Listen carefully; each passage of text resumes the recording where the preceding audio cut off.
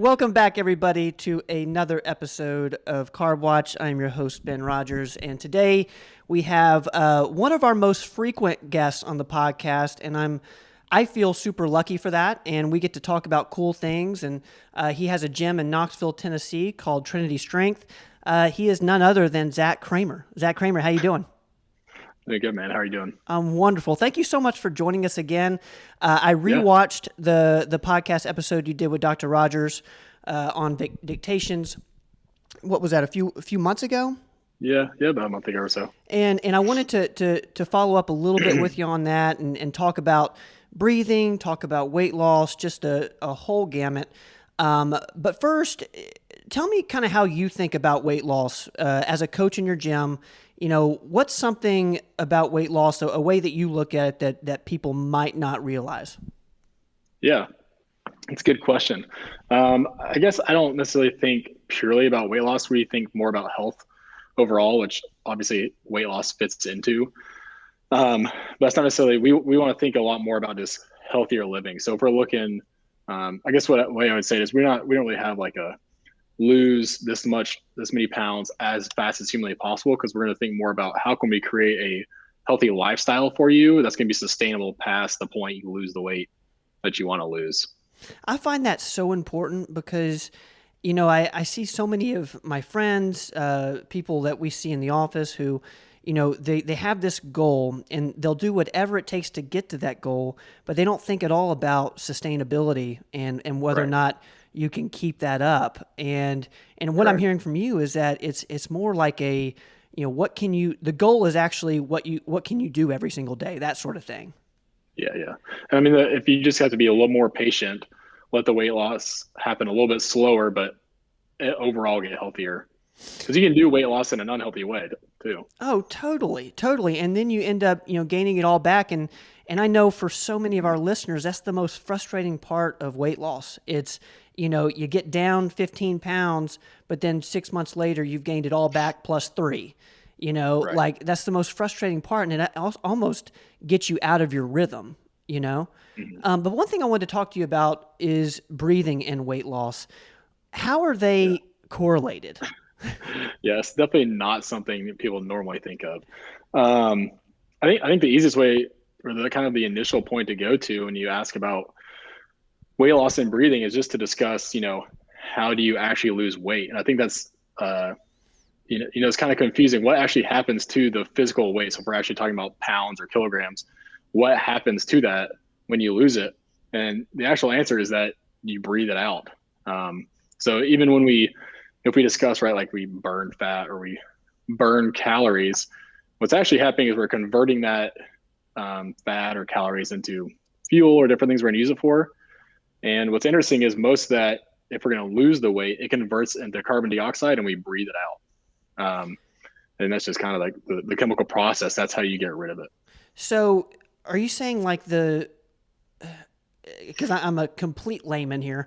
So the pounds are, you exhale them out. Is that the most basic way of saying it? You exhale them out. So they've actually tracked. So if you track the like the molecules from food and all these different things, even the oxygen you breathe in, you track the route of all those. That the numbers are actually, they tracked all this and measured the weight. And what they found was 10 kilograms. So if you lose 10 kilograms of fat, exactly 8.4 kilograms you just breathe out. So that's a dramatic amount. The rest is water. So 8.4 out of 10 kilograms, you literally exhale through burning. So how can somebody do that intentionally? So, you know, because I'm thinking, man, that sounds like a great idea.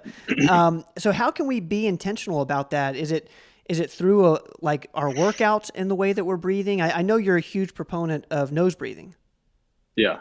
So the way it ties, I mean, you're exhaling CO2, you know, all day long, every time you exhale. Well, the way to increase that is through exercise. So the more movement you do, you're going to create more CO2 in your body and you're going to exhale that out. So where this goes into is, I'm sure most people have heard of like training zones. So, you know, there's different theories about how many zones there are, but say you have 5 zones, and those lower zones is where you actually burn fat. Okay. Um, there's three pathways for essentially generating energy. There's the oxidative pathway, glycolytic pathway. I know we're kind of going deep into chemistry here, but oxidative, glycolytic, and then creatine monophosphate. And essentially, those are just kind of like your three. Um, like those correlate with the zones. Most Okay. people have probably heard of like Orange Theory. They talk about staying in that orange zone. Well, really, if we're going to lose fat, we want to stay even lower than that, which is the oxidative um, energy pathway. So basically, go ahead. So is that like a lower intensity zone? So are the zones Yeah, based on intensity of exercise? yeah, exactly. So when you throughout the day, we should always be in that oxidative pathway. And the oxidative pathway is where we're actually breaking down fat molecules, breaking them into water and CO2, exhaling the CO2. So that's how we get back to that kind of weight loss discussion is if we stay in that oxidative where we're breathing, we're super relaxed, we're burning fat. Once we start kicking up the intensity a little bit, we move into the glycolytic pathway. And that's actually glycolytic. You hear glucose, you're burning sugar at that point. Okay, so if you come in, if you go to a gym, you do a super intense like HIIT workout, or you're doing super intense short time frame CrossFit workout, something like that, you're most likely your body's trying to burn sugar. And then the last one we don't really need to talk about, that's like a 1 rep max, like heavy lift. You have a different energy pathway for that. And I will say, like, I think that middle zone you talked about, the oxidative zone, is actually really important because I think the problem with a lot of people is with what they eat, they don't actually burn the sugar off. So, Correct. so then Well, and then so go ahead, go ahead. yeah, and tying into that, we want to stay in that lower oxidative because if you hit the glycolytic zone where you're working out, not only like you said, you're craving sugar, but or sorry, are you not using the sugar usually? But after that workout, you're just going to crave sugar. So if you go too hard, you hit that really high intensity, you're going to crave sugar afterwards, which is going to create that cycle.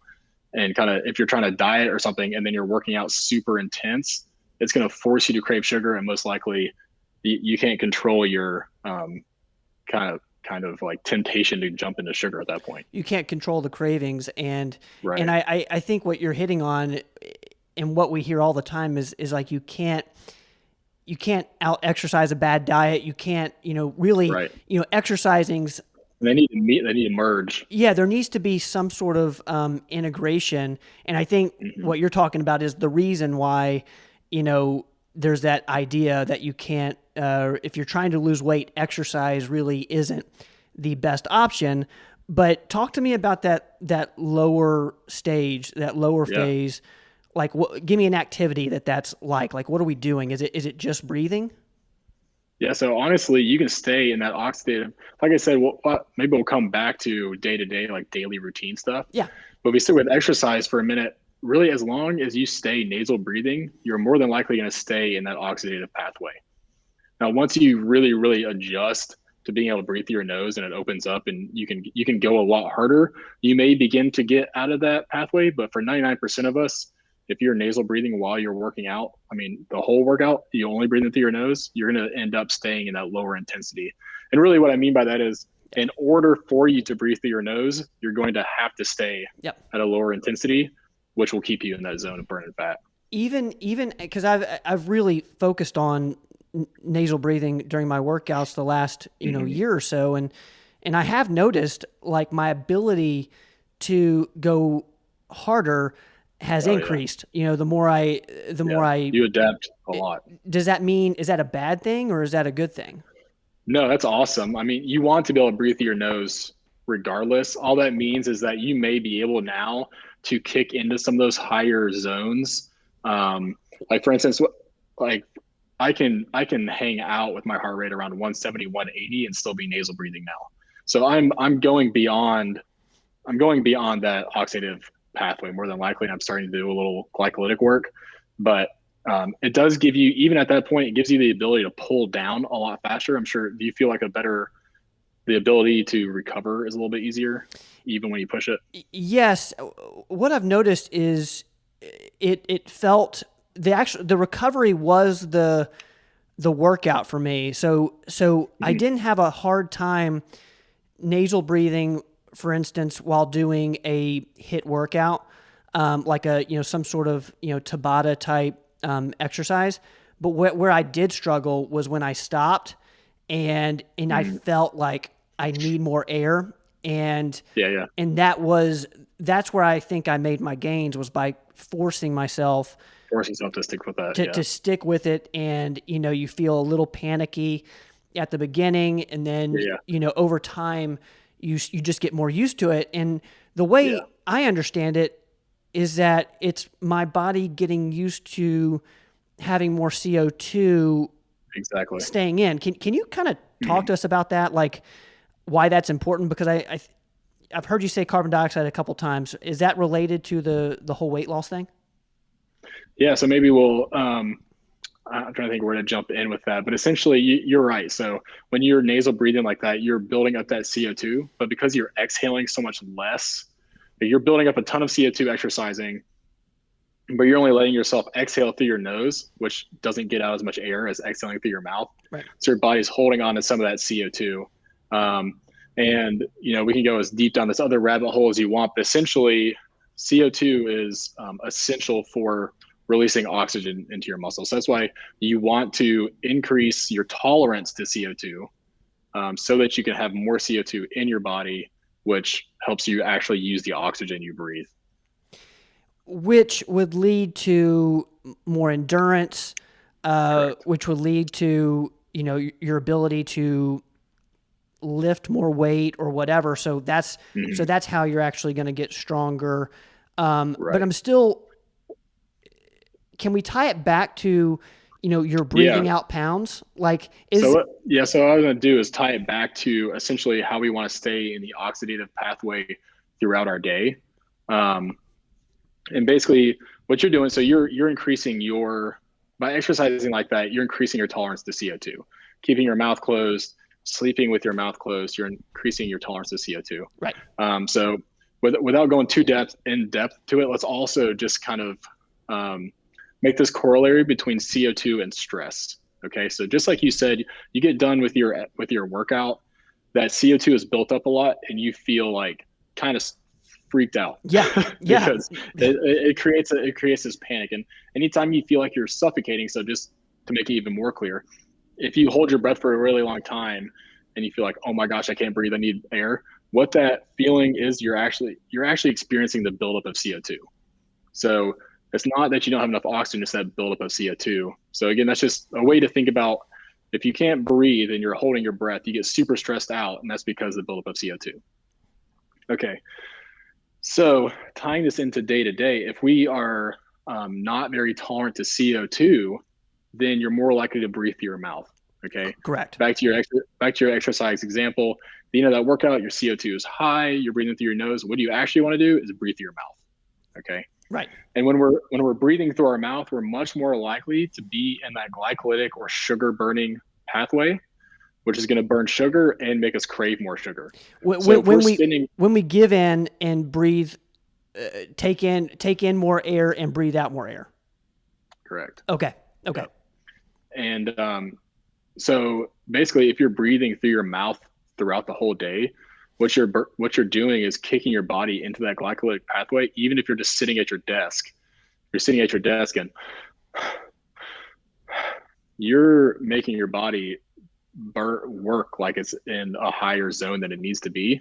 So we actually need to become tolerant, tie it back to becoming tolerant of CO2 so that we can sit at our desk, take diaphragmatic nasal breaths, and stay in a pathway where we're burning fat instead of being stressed out and craving sugar. Yeah. The craving sugar thing really resonates with me, because I think we all can relate to that. And that to me would be where, by practicing nasal breathing, that's where the weight loss would actually happen, would be you Right. start to crave maybe just different types of food, or don't crave sugar the way you used to. Hmm. Yeah, I mean, you hear all the time, right, that people stress eat or Yep. things like that. So there's this clear connection between feeling stressed out and craving food that's not good for you. Yes. And that all ties back into this same idea of being stressed out, being in a higher like energy system pathway and wanting to fuel that energy system instead of staying in this relaxed mode. Okay, so I want to go back to, because like this is a lot of stuff, and I want to It make is a sure I lot. understand it well. So like Yeah, you want to be in this oxidative stage, correct. and you want to be in that Yeah. throughout the day, Hmm. So and yeah, what that allows you to do, and we do that through nasal breathing, through diaphragmatic breathing, and what that does is it builds up our tolerance for CO2. hmm Okay, and give me a couple more reasons why, other than, I know I'm not going to crave as much sugar because I know I'm not in that glycolic stage. So I'm not going to be burning hmm sugar, thus craving more. right. Is that the whole idea of fat for fuel? You eat fat and thus burn fat, and you run on fat. I'm rambling here, but I'm trying to wrap my head around it. So No, you're sorry, good. guys, to the No, listener. I mean, yeah, you're right. So, and it's the same thing. I think we all know. Actually, what's funny, I'll share a story that I know from your dad. Okay.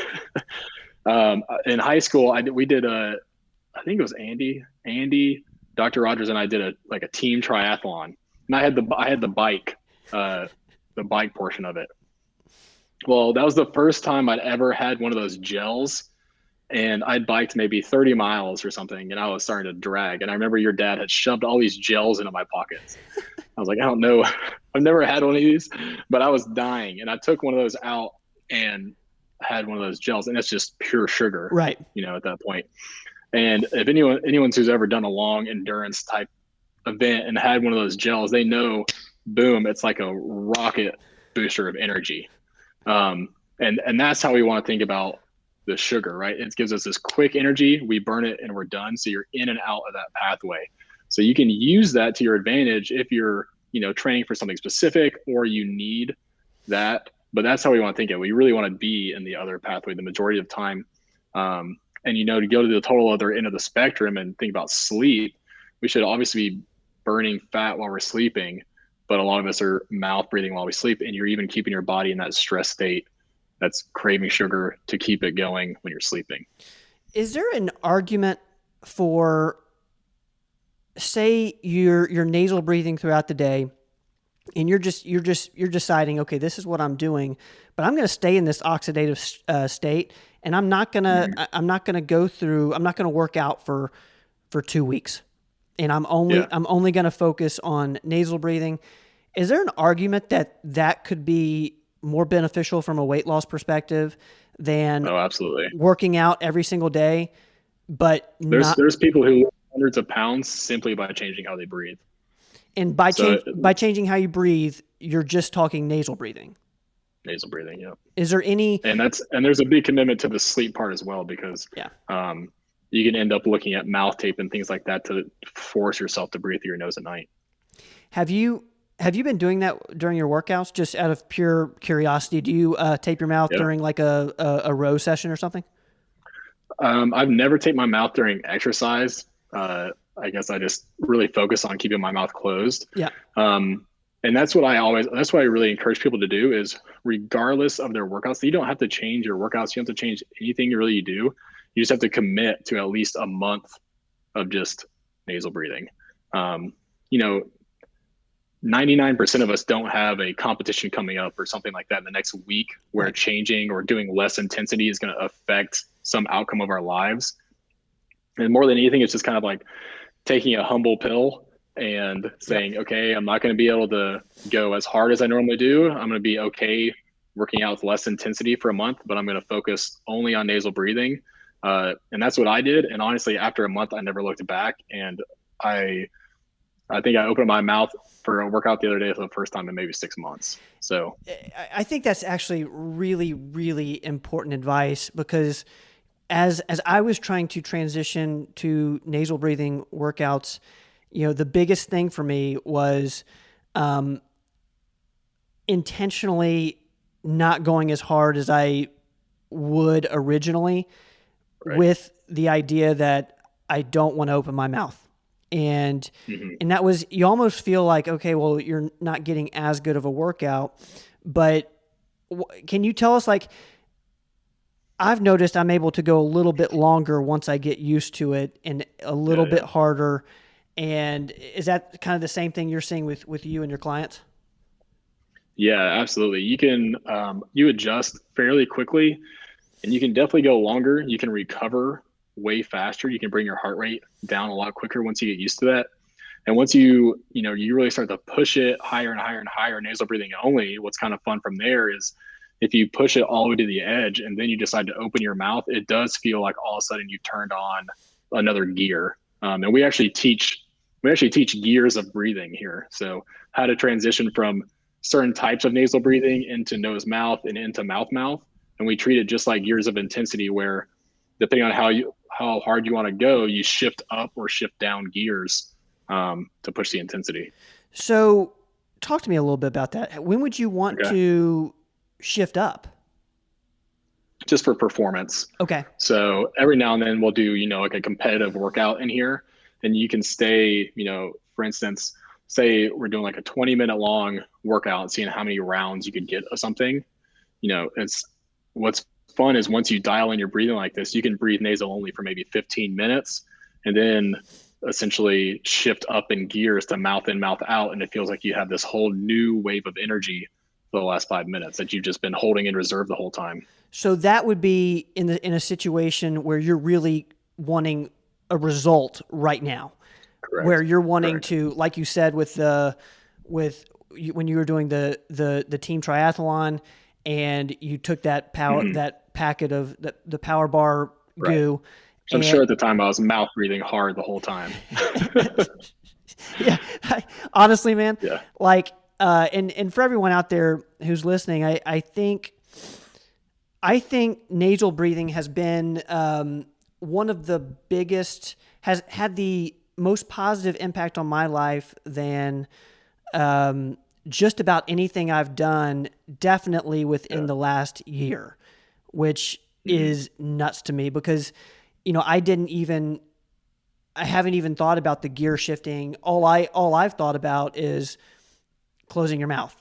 And Keep it close. Yep. yeah, and so I would really encourage anybody, to look into this, and check out what Zach's doing at Trinity. But I want to ask you one about oxygen. Should we Yeah. be concerned? Because I haven't done it myself, but I know that theoretically you can have an O2 sat, and you can notice like your oxygen levels have not dropped when you actually feel like they have. And you know what I mean? When you feel that You panic, just if mean like you feel like you're out of breath yeah, like you're worried you're not getting enough in. The panicky during feeling that during exercise. during exercise, correct? You Yeah, know, more than likely you have plenty of oxygen. It's it's just that CO2. It's just that CO2 buildup. Yeah.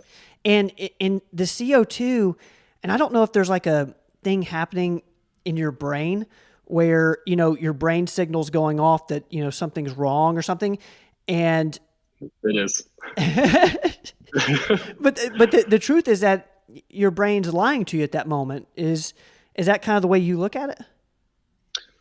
Um, well, I would say your brain is very concerned with keeping you alive. So I, Yes. I think I don't know if we talked about this with Dr. Rogers or not, but uh, one of the big experiment that people talk about when it comes to that freak out mode in the CO2 is that they took these people who had issues with their amygdalas where you that generates fear, Okay. and essentially they tested these people to see what they would be scared of, held them off ledges, snakes, everything. And they didn't feel any fear from any of this, but they stuck them in a room and they pumped it full of CO2, and these people immediately lost it, freaked out. And so what they proved was that in kind of like our evolutionary brain, kind of you go all the way back to almost the brain stem, there's this reaction to the buildup of CO2 that it bypasses even the amygdala, which was developed later on. And essentially, at the lowest form of anything, aerobic respiration is what keeps things alive. Um, and so we developed this immediate trigger to lose it and freak out and make sure we begin breathing if our CO2 levels rise too much. So that's why we're so cognizant of feeling like we're out of breath, but really that increase of CO2. So, but when is that actually telling us the truth? Like when should you freak out? Well, if your CO2 begins to rising for, um, usually that's corollary to not breathing because you're not getting rid of the CO2. Basically, your body is saying, get rid of this. And that's why at the end of your workout, you wanted to mouth breathe, right? Because as CO2 is rising and it's not that you feel like you need to breathe in more, it's that you feel like you need to Yep. dump all that CO2. And anyways, you would eventually suffocate if you weren't breathing. But then, and this will, and just tell me if I'm wrong here. Mhm. What I'm telling myself is our noses are meant for breathing. So Correct. if I'm breathing through my nose, that's getting me sufficient levels of oxygen. So even though I Mhm. might feel like I have too much CO2 in my head, but I'm actually fine because I'm doing what my body is meant to do, which is breathe through my nose. Is that way Right. off? Is that too simplistic? I think I think what you're getting into is just the fact that so many of us are much more intolerant to CO2 than we realize. And so our body does freak out a little bit because we have to kind of find the equilibrium we're supposed to be at. And in training ourselves to get back where we're supposed to be, we have to go through a little bit of that feeling. And and what you're saying is that you can build up that tolerance. And Absolutely. in fact, you want to build up that tolerance. Yeah. And And you'll just feel better. You'll just feel less stressed, honestly, if you build up your tolerance to CO2. that's crazy to me. And you can lose weight, which I know is top of Yeah. mind for so many people now. Now that we're in February, and now's kind of the time where Mhm. people fall off the wagon in Make or terms of break their it. exactly like Yeah. Yeah. in terms of sticking with our weight loss resolutions. Um, Zach, tell us a little bit about what you're doing in the gym because it sounds super fascinating to me Yeah. that Yeah. you're in a gym and you're talking about going up gears and down gears with your breathing. So like that's Yeah. fascinating to me. Kind of tell me about Trinity and what you guys are up to, especially with this nasal breathing stuff. Yeah. So I would say the biggest thing for us is just we're about helping people get healthy. And we believe if you can get healthy and feel good, you're going to be happy and just honestly be better for the world, better to have more happy people in the world and Yep. people who feel good. So we really are focused on the basics with people. We're not going to take you in and just throw you through the ringer. We're going to focus on making sure you're breathing correctly, pushing you to, breathe through your nose when you're working out. And we're going to focus on a lot of movement as well. So, other side of what we do is obviously exercise and movement. We are really focused on actually making sure your joints are working properly, making sure that we're adjusting the movements, the exercises that we do to fit what you're actually capable of and not forcing you into something that might get you injured. So we're really about starting at the basics, kind of being that in between for people who just want to be healthy and work out, or people who are coming out of something like physical therapy and want to work out again, but stay healthy and safe. Well, and that's kind of a perfect way to round this whole conversation out is we started with, doing things in a sustainable way, whether it's, Right. through Exactly. your nutrition plan or through the way that you work out or, through incorporating nasal breathing. And, I think that's the whole thing in terms of like if you're going for a run or, going through a workout and your goal is to nasal breathe the whole time, well, scale it down a little bit so that you can nasal Right. breathe the whole time. Don't, continue to push yourself so that you get out of that oxidative I've phase. had the conversation so many times with people. And I think that's a big part of our culture is, more is just seen as better. So I run further, I run faster, that's better. But you can push yourself in other ways. And if you want to push yourself by committing to nasal breathing. And yes, you may not run as fast or as far, but you're going to actually do something that's going to help you with your goals in the long run. Yeah, man, I love that. The whole idea of nasal breathing to lose weight is just wild to me, and it's so It's going to be, cool because it it's so simple, but so hard.